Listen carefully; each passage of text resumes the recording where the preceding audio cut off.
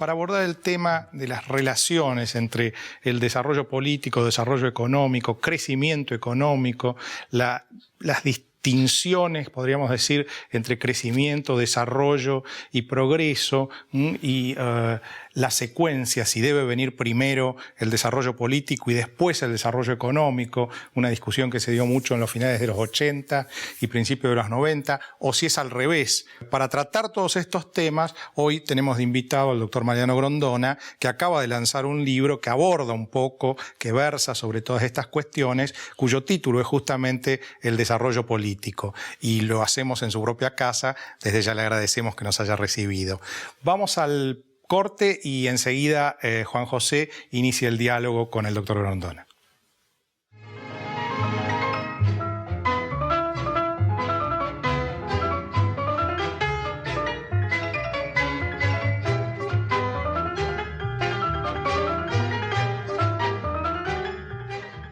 Una empresa joven en un mundo que avanza. Medanito, tenemos energía, somos energía.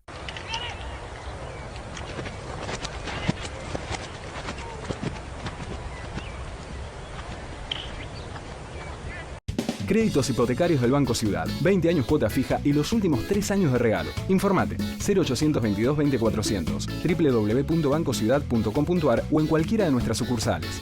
Banco Ciudad. Te quiere ver crecer.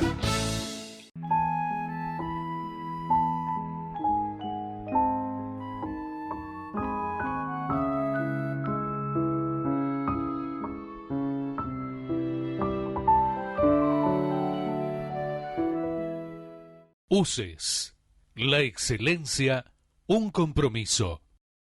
www.uces.edu.ar.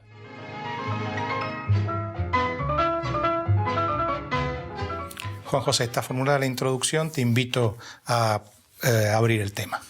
Pienso que el desarrollo político, su último libro, es tal vez uno de los mejores, si no el mejor, y complementa otro libro anterior que a mí me había gustado mucho, que es el desarrollo cultural de la economía. Y bueno, y usted plantea muy bien en el desarrollo, en el primer libro, ¿no?, como un poco las ideas imperantes en esos años, en los años 60, 70, en que se consideraba el desarrollismo, en que se consideraba que el crecimiento económico iba automáticamente a solucionar los problemas políticos y sociales. Un poco los representantes de esta, en la Argentina, bueno, el tema era un tema mundial, fundamentalmente influidos por la CEPAL.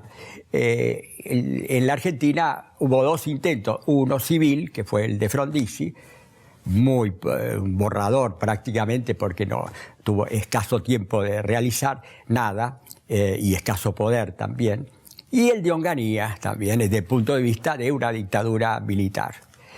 Bueno, eso se vio que no resultó esa teoría del derrame que en un gran crecimiento económico iba a traer, no trajo nada, no trajo ni la estabilidad política ni trajo un bienestar social para nada. Y bueno, y ahora tenemos en este libro el nuevo enfoque un poco que empieza a predominar en la década del 80, ¿no? 80, 90, la idea de que primero viene la política, primero viene la democracia, una política democrática, se sobreentiende, y que esas eran las condiciones culturales para que haya un desarrollo económico sustentable. Ejemplos serían los ejemplos de Chile, de Brasil fundamentalmente, de Chile, de Uruguay, que les va, dentro de sus límites, les va bien económicamente. Yo ahí, Juan José, me referiría primero a la famosa teoría de Ortega y Gasset de la razón narrativa, ¿no? Uno entiende los problemas cuando los cuenta, ¿no? Sí. Y en nuestra generación fue así, es decir, en los años 60 éramos todos desarrollistas, mi generación por lo menos, con más o mayor énfasis. Y en esa época, en los 60, había ejemplos históricos muy recientes sobre todo en Asia, ¿no? Corea del Sur, Taiwán, sí. habían empezado por dictaduras ilustradas, ¿no? Es decir, dictaduras, Park en Corea, Chiang Kai-shek, que habían puesto primero el desarrollo económico, lo habían lanzado y después se democratizaron. Este parecía el modelo casi obvio en los 60, Frondizi, Frigerio, Kubitschek en Brasil. Kubitschek en Brasil. Reflejaban esta perspectiva, ¿no? Ahora, con los años pasaron dos cosas. Primero, el soporte teórico tenía ciertas debilidades porque yo me acuerdo una cosa que escribió una vez Jorge Domínguez, el cubano, ¿no? Sí. El cubano norteamericano, que dijo que los latinoamericanos estamos tan obsesionados por el desarrollo económico que llegamos a pensar que había que hacer cualquier cosa con tal de lanzar el tren del desarrollo económico y lo demás vendría por añadidura. Esta es la convicción de mi generación cuando éramos jóvenes. Y después resultó que no pasó así en América Latina, ¿no?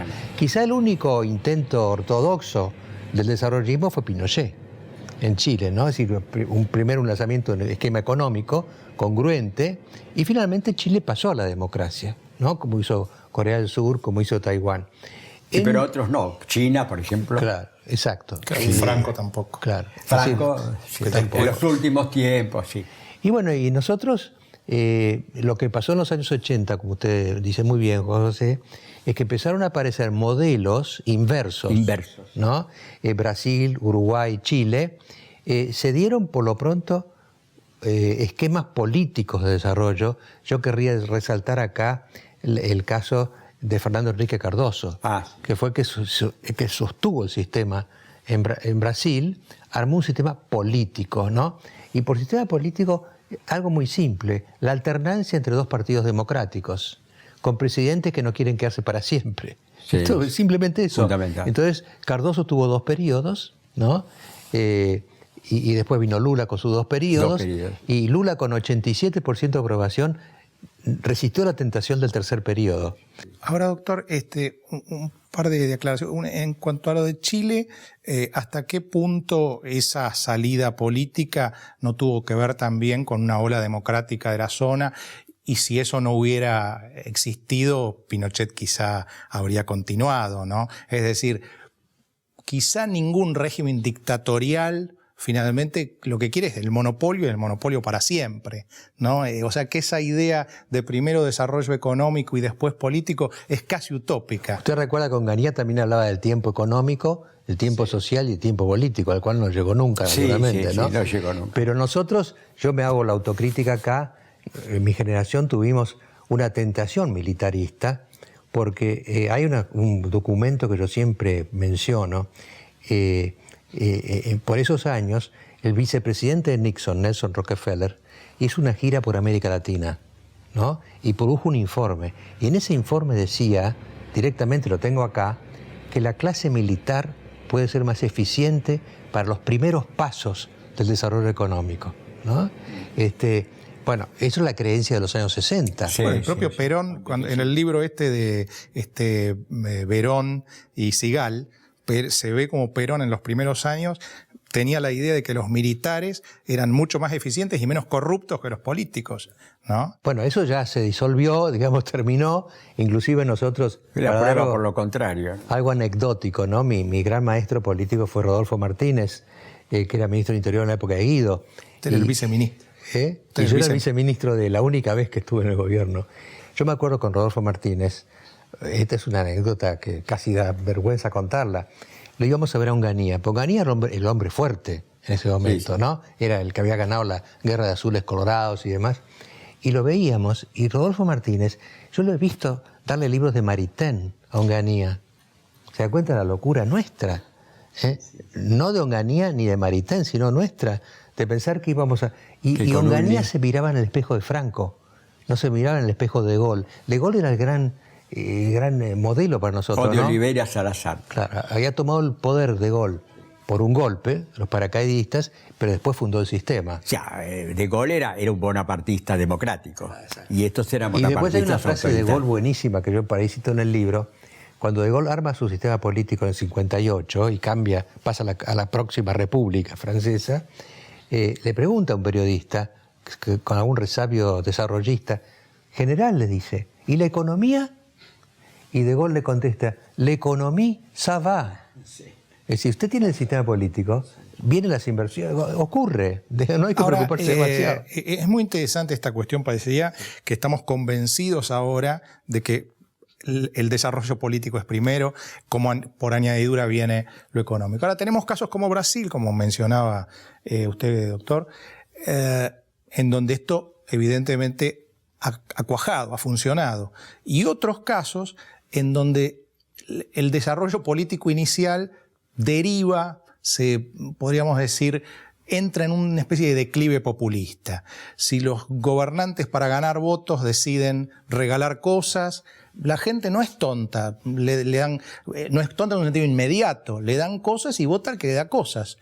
Entonces, ¿cómo es esta cuestión? ¿Por qué algunos países caen en la tentación populista, algunos políticos caen en la tentación populista para obtener inmediatamente los votos y otros no, tienen una visión más estratégica? Ahí hay un tema que a mí que relaciona a lo que está diciendo del libro, que a mí me gustaría mucho desarrollar, porque en un programa de televisión del día de las elecciones, usted hace como una corrección de algo que hice en el libro. A mí me gustó mucho esa parte del libro.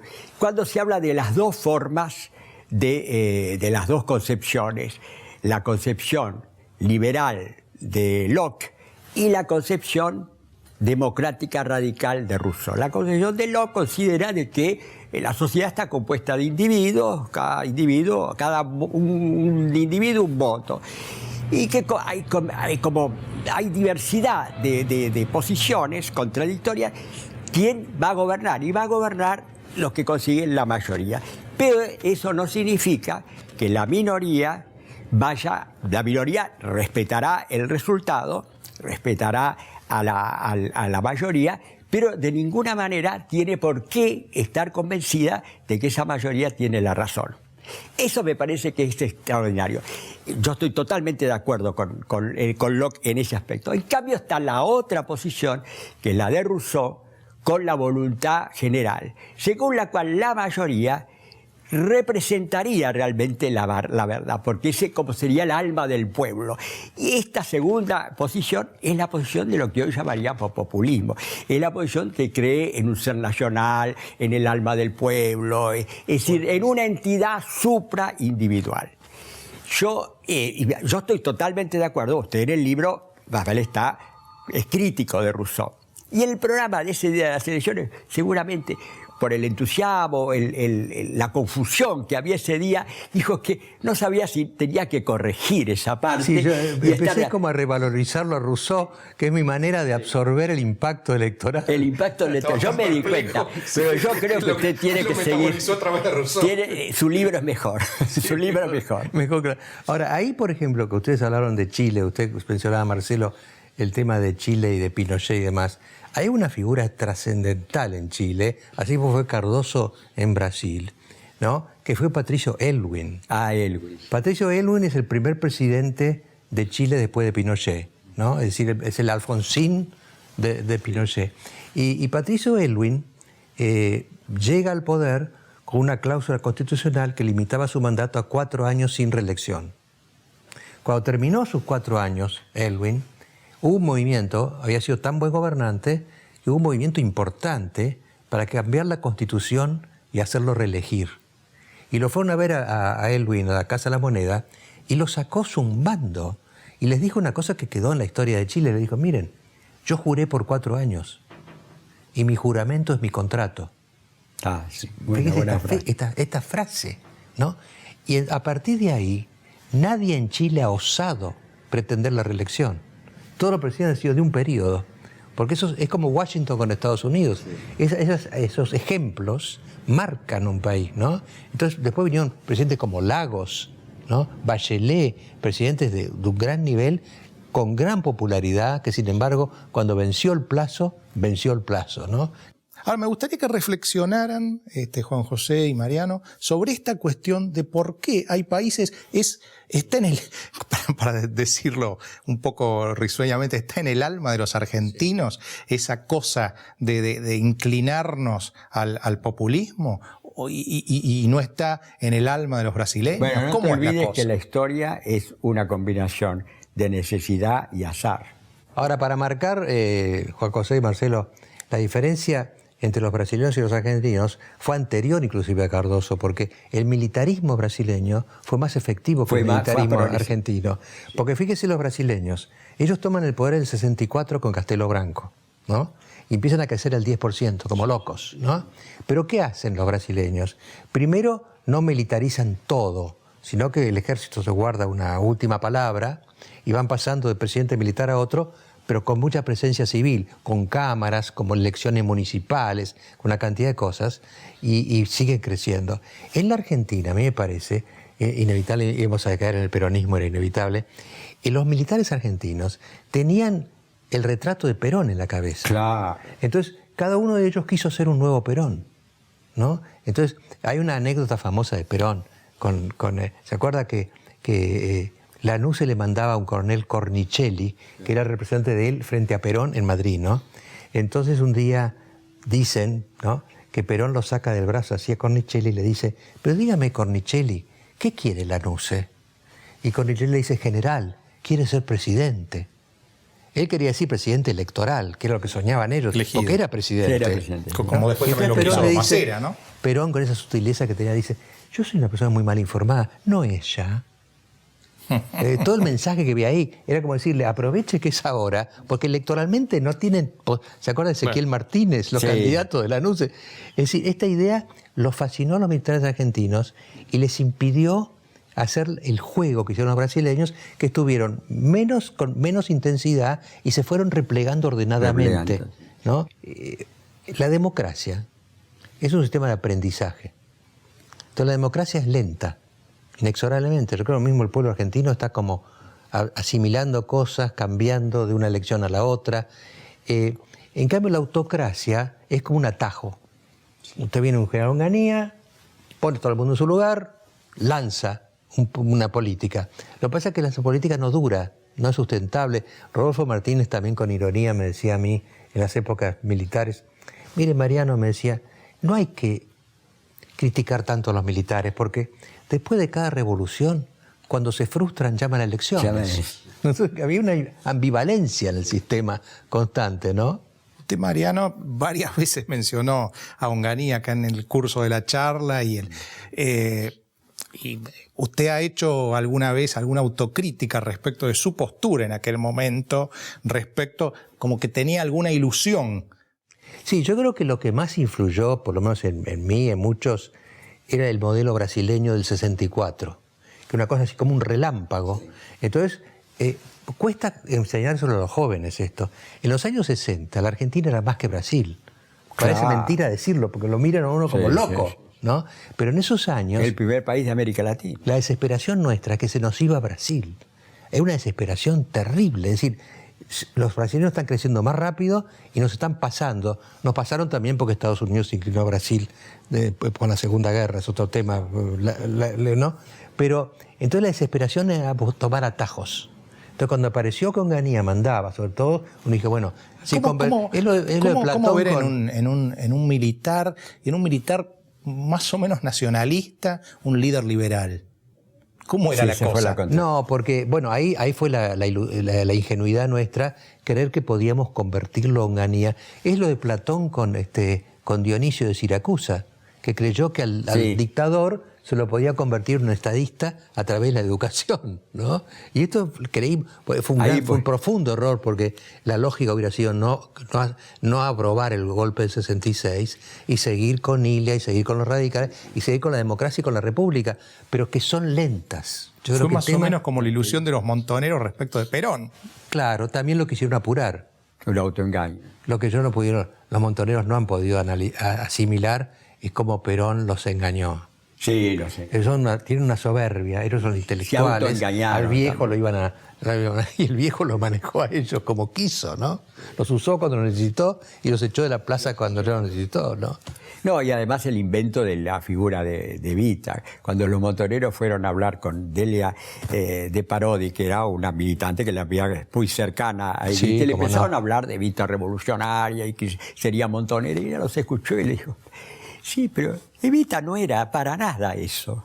Claro, para no era nada, nada. es un Y invento fíjese completo. que yo estuve con Perón en el 67, ¿no? Y ahí algo digo, y fue todo un día, estuvimos todo un día juntos, ¿no? Conversando, hablaba él. En Madrid. En Madrid, ¿no? Y entonces usted sabe que me contó con detalle, porque a él lo que le interesaba era la esgrima del poder. Me contó todo cómo llegó al poder y cómo iba a volver al poder. El gobierno no le interesaba, la administración lo aburría. La lucha, la esgrima, ¿no? En toda esa narración que me hizo de horas, nunca mencionó la palabra Evita. No, claro. Es decir, Evita era un instrumento para Era él, un como instrumento. tantos otros, ¿no? Una Era especie de tipo político una- casi molestaba lúdico cuando le en molestaba ese cuando sentido. le hablaban, sí. Si lo que le importaba era llegar, no después qué hacer cuando estaba, era casi lúdico. Voy, le pasó, porque yo le pregunté por ahí a Perón, ¿por qué no peleó usted en el 55? Porque en el 55 se levantó Lonardi con un regimiento de artillería y acabó con Perón. Tenía parte del ejército. ¿Sabe lo que me dijo? ¿Sabe lo que pasa? Me dice, yo creía que la revolución, que cuando viniera la revolución, que ya venía, iban a prevalecer los militares nacionalistas tipo Bengoa, Lonardi, y ellos iban a durar 2 años, después habría elecciones y yo volvería de nuevo. Y de paso, me dice, me sacaría todos los sinvergüenzas que me rodeaban. Entonces, él cuando ve que la cosa lo desborda ya, cuando viene la Marina, bombardean y demás, cuando ve eso, dice, la última carta que me quedaba, me dice Perón, era armar a los obreros. Yo los armaba, Grondona, me dice. ¿Y quién los desarmaba? Ahí estaba el militar. Es decir, el fascismo, ¿no? Es decir, las masas sí, pero todas con banderitas, ordenadas, de 8 en fondo, ¿no? Y no la Además, cosa él así. había estado aterrorizado por la Guerra Civil Española. Él nunca hubiera hecho eso porque estuvo en España ya cuando él vio las ruinas y eso lo aterrorizaba. Él siempre tiene ese recuerdo horrible de la Era Guerra como dice Civil. usted, Joaquín, era un bonapartista. Era un bonapartista, Era un por bonapartista. supuesto. Como ya estamos sobre el filo del programa y ha sucedido algo últimamente en la Argentina, ha aparecido, digamos así, un número respecto de Cristina Fernández de Kirchner inesperado, que ha dejado a todos perplejos. A todos, de y, un lado y del a otro. todos. Y la Sí, de una- oposición sí. totalmente atomizada. Una saber para dónde oposición que los días posteriores a las elecciones parece ser peor que antes, ¿no? Me gustaría aprovechar la ocasión para que usted formule una reflexión sobre esto, ¿no? Estamos en la fase final de la crisis del 2001 aún. Yo lo que veo que Cristina va a tener 2 caminos, ¿no? De acá a octubre no va a pasar nada porque ella tiene que ganar la próxima elección. Va a ser buenita, porque ella ganó porque se hizo la buenita, ¿no? Después de la Ella- muerte de Kirchner. Claro, ella ahí que aumentó de 30 a 50 puntos, 20 puntos, por no agredir. Por no agredir. Entonces, ahora, esto es válido hasta octubre. La pregunta mía ¿Qué va a hacer? es por el 23 de octubre a la noche. ¿Y cómo la responde? ¿eh? Y ella tiene 2 alternativas, ¿no? Ella puede volver al diagrama de Néstor de el poder para siempre. Entonces ella va a tener que cambiar las reglas del juego para que la reelección pueda ser indefinida. Como Chávez, eso es una alternativa. Y la otra es convertirse en presidenta republicana, porque lo republicano es aceptar el propio límite temporal. Los presidentes republicanos saben que están por 4 años, por 8 y no más. La periodicidad de los mandatos. La periodicidad de los mandatos. Si ella aceptara eso, ella terminaría, pero en el pedestal. Carlos Pellegrini. En el pedestal, ¿no? Ella va a tener esa gran decisión. La invitamos a ser Carlos Pellegrini. Pero tendría que tener un gran cambio en su personalidad y en su carácter. Es muy difícil pensar es que... muy sí. difícil pensar en una mujer de la edad que tiene ella ya. Claro, sí. Entonces a mí lo que me importa es qué pasa la noche del 23. Cuando ella vuelva a tener un 50, pongamos, y tenga que decidir, porque si ella admite su periodicidad, y que es la última presidenta del sistema kirchnerista, que son 12 años, que va a tener 4 más, pero no más de 4, la Argentina se republicaniza. ¿no? Ahora, si ella quiere forzar las cosas, me parece que si ella forzara las cosas y buscara la reelección indefinida, volvería a una oposición mucho más agresiva y una crispación en la Argentina como la que tuvimos con la crisis del campo y otras cosas. Claro, la idea para terminar, ¿no? Esa del mausoleo, recuerdo quizá usted lo vio en Cian, lo de los soldados de Terracota, Sí. Ese emperador que tenía tanto poder, sentía que después de muerto no podían no tener poder. Entonces se hizo enterrar junto con un ejército de soldados de terracota y caballos de terracota. Entonces, si la idea es seguir teniendo poder incluso después de muerto, ¿cómo va a ceder el poder en vida? Y esa es la gran opción. Yo creo que lo que le pasa a ella, como se ha quedado sin rivales, prácticamente, el principal rival es ella misma. Es decir, pasa siempre. Cuando alguien gana en forma aplastante, empiezan las divisiones internas sobre qué hacer con ese triunfo tan aplastante. Y ella va a tener esas dos opciones. Y el grave problema quizá en el peronismo que ella conduce es que es un peronismo sesgado que no tendría sus integrantes posibilidades en un peronismo más ortodoxo. Entonces, protegen sus empleos. Pues eso es lo casi peor. una secta, ¿no? Eso es lo peor. Lo que dice Jorge Asís, que la Cámpora es una agencia de colocación, eso Claro. en definitiva, ¿no? Porque el héroe, el protagonista, puede tener renunciamiento y queda en la historia. Pero ¿y los que lo rodean, qué les pasa? Le agradecemos, Mariano, que nos haya recibido en su casa. Mucha suerte con este nuevo libro. Bueno, les agradezco muchísimo. No todos los días puedo tener entrevistas así, Juan José. Mejor es Y sí. estoy esperando el próximo libro de Juan José. Sí, sí, sí. Que soy un lector obsesivo de los Sí, libros sí. de Juan José. Está tomando Ya lo sé, envión, ya lo sé. José. Sí, sí. Siempre está escribiendo un libro. Siempre. Sí. Bueno, muchas gracias. Bueno, gracias a ustedes.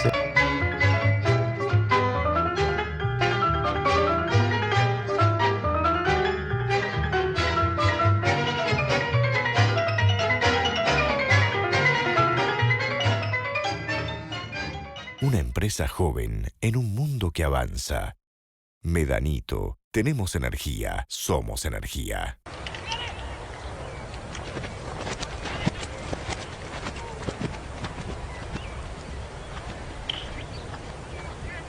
Créditos hipotecarios del Banco Ciudad. 20 años cuota fija y los últimos 3 años de regalo. Informate 0822 20400, www.bancociudad.com.ar o en cualquiera de nuestras sucursales.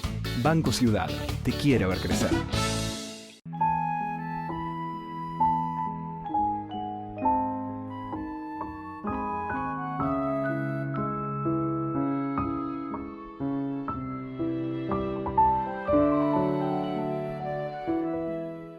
UCES, la excelencia, un compromiso. www.uces.edu.ar